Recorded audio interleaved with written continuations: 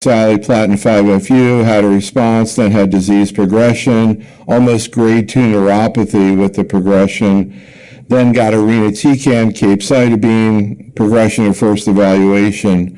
What happened at that point? So I want to make just one point for my colleagues here, we have good data with paclitaxel ramucirumab.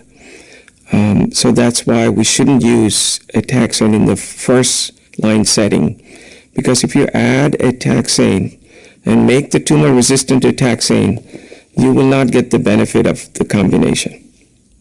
Because paclitaxel ramucirumab mostly is driven by paclitaxel, and ramucirumab, of course, adds more to it, but then you will sort of end up with ramucirumab alone. So that was one point. The second point is how we approach this particular patient.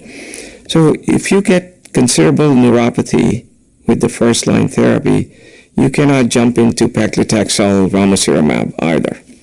So that's the problem. So in that circumstance, I would recommend that you use irinotecan-based regimen and then save paclitaxel ramucirumab for the third line, which is approved. The insurance companies actually don't deny the use in the third line setting. So what have you observed in terms of tolerability issues?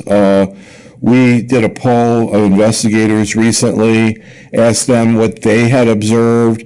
We heard about hypertension and fatigue. What have you observed? Ramucirumab, you will have like a close to 10 to 15% hypertension that requires additional management. I usually have to send my patient to my internal medicine colleague to manage. And then there's nosebleed, which is very frequent. And then occasionally you will have bowel perforation. That's not common. Thromboembolism is not very common. So I think, generally speaking, it's a well-tolerated molecule. I was surprised that people said fatigue. Have you observed that? Well, it's kind of hard to separate that from, all the stress and cancer that patients have.